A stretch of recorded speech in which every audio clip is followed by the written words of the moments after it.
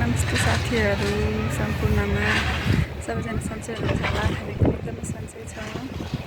फेरि पनि नयाँ भिडियो ल्याएर आइसकेँ म। हामी आज बिहानै कोठाबाट 10 बजीतिर निस्केका थियौँ। एक ठाउँमा एकजना बिरामी आमालाई भेट्न आएका थियौँ। फेरि अहिले यसो आउँदै गर्दा चाहिँ बाटोमा कमल पोखरी नक्सलको बाटो आयौँ। कमल पोखरीमा चाहिँ यसो बसिरहेछौँ हामी श्रीमान श्रीमती। फेरि समयपछि नयाँ भिडियो लिएर आएको छु। हेर्नुहोस् कस्तो छ कमल पोखरी।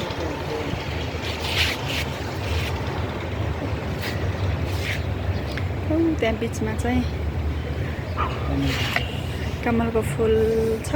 त्यही भएर चाहिँ कमल पोखरी रहेको हो कि जस्तो लाग्छ मलाई। नाम चाहिँ हो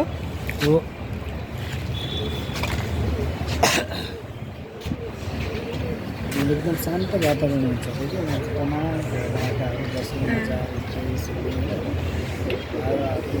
पानीबाट हावा हुन्छ कि यहाँ जस्तो गर्नेको बेला पनि कस्तो घाम आइरहेको छ। शीतल महसुस हुन्छ। यहाँ चिसो पानीबाट चिसो हावा सबैजना आफ्नो रमाइलो छ। जस्तो यस्तो ठाउँमा गयो भने यस्तो खुल्ला पोखरी भएर सबैजना आएर राम्रोसँग बस्छन्, रिफ्रेस हुन्छन् होइन। त्यही भएर अब तपाईँहरू पनि कति प्रायः देख्नुभएको होला।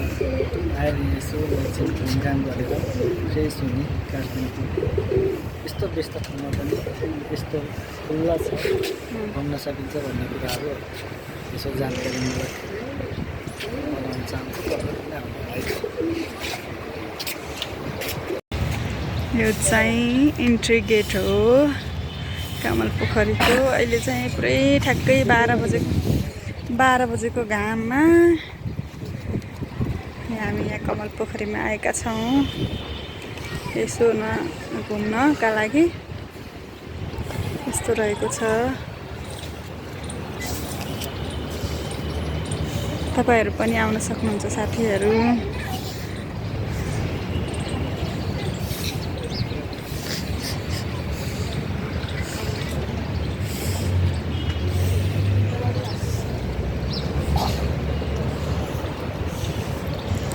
सबैजनाले यहाँ बसिराख्नु भएको छ। सबैजना टक्क शीतल हावा खाँदै बस्नु भएको छ सबैजना।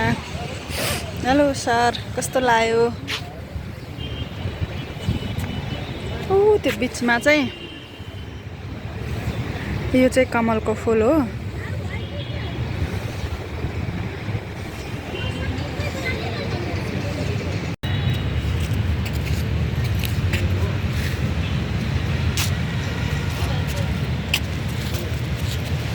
कमल पोखरी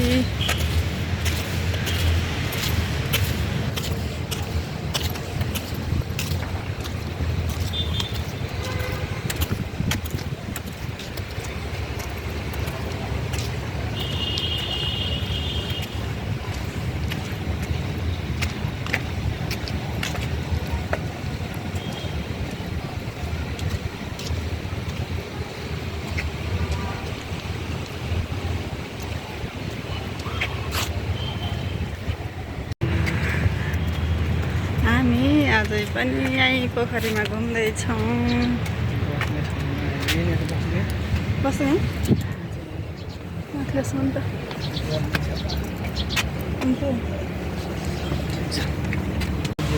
हामी चाहिँ कमल पोखरी परिसरभित्रै छौँ अहिले। हामीले चाहिँ जेरी र सेल लिएर आएको थियौँ। खाँदैछौँ बसेर।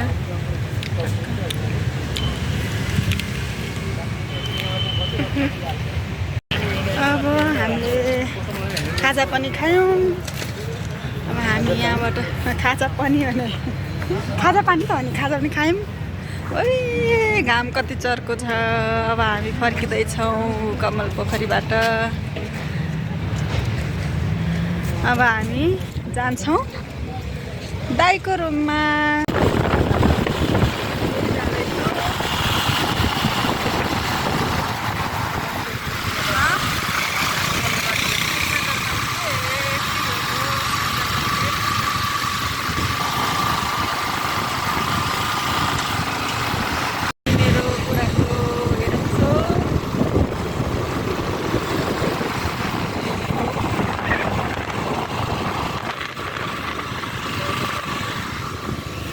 यो चाहिँ सर्वोच्च अदालत हो।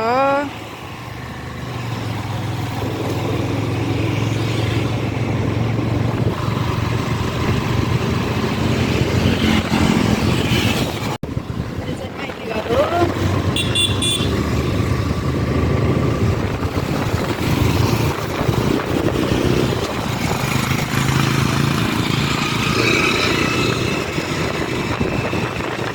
माइती घर हो। माइती घर हुँदै कानेश्वर हुँदै जाने लाग्यो है।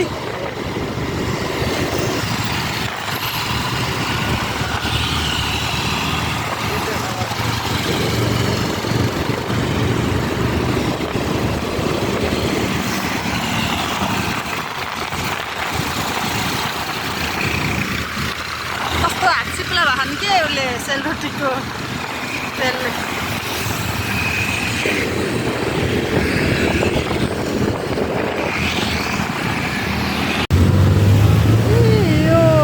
संसद भवन हो त्यो चाहिँ।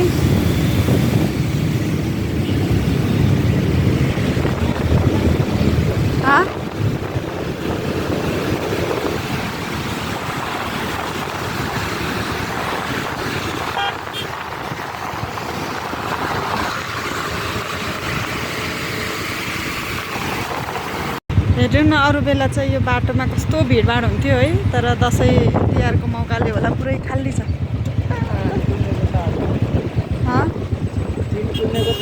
तीन कुनेको ताजा अवस्था। अहिले हामी ट्युबको जङ्गलमा पुगेका छौँ।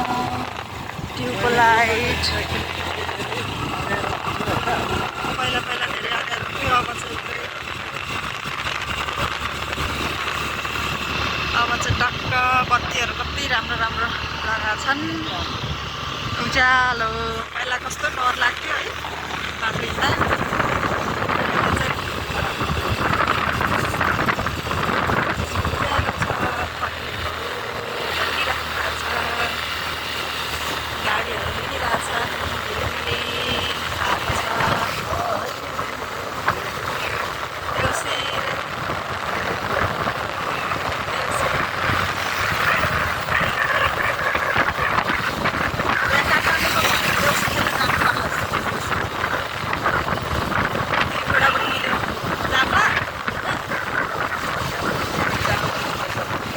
नाच्ने तपाईँ भट्याउने गीत गाउने, तपाईँको काम छ भट्याउने र गीत गाउने होइन। अनि बेलुका भैली भन्ने अनि नाच्ने चाहिँ मलाई पक्का आउँछ। अनि नाच्ने अनि त्यसपछि चावल पकाउने होइन। ओके, अब हामी पिकनिक पुग्न लाग्यौँ। आज लक्ष्मी पूजाको दिन तर पनि धेरै ढिलो भयो।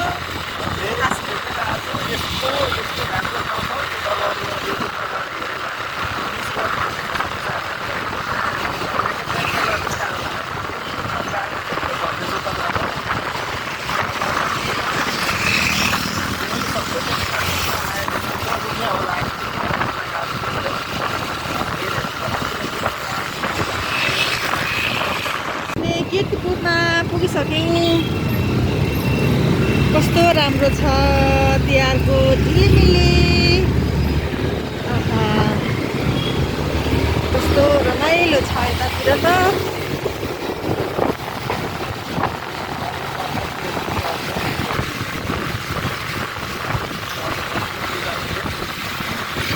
लक्ष्मी पूजाको दिन ढिलो पुग्यौँ रुममा है। सबैजना लक्ष्मी भित्राइसक्नु भयो होला। हामी पनि हाम्रो सानो कोठामा भए पनि लक्ष्मी भित्र्याउने चाहना त थियो, तर कारणवश ढिलो भयो। तर पनि हामी लक्ष्मी भित्र्याउने प्रयास गर्नेछौँ। हामीले जसरी भए पनि लक्ष्मी भित्र्याउन खोज्दा चाहिँ होइन, लक्ष्मी पक्कै पनि हाम्रो कोठामा आउनुहुनेछ भन्ने आशा गर्दछौँ है।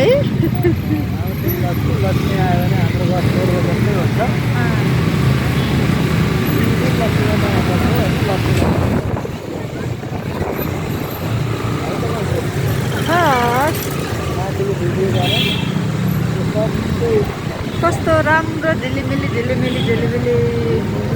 यो हो पाँगादो बाटो, यसलाई भन्छ पाँगादो बाटो। केटीपुरको पाँगाको बाटो हेर्नु साथीहरू वाउ कस्तो झिलिमिली भएको छ। भाङ्गाको बाटो चाहिँ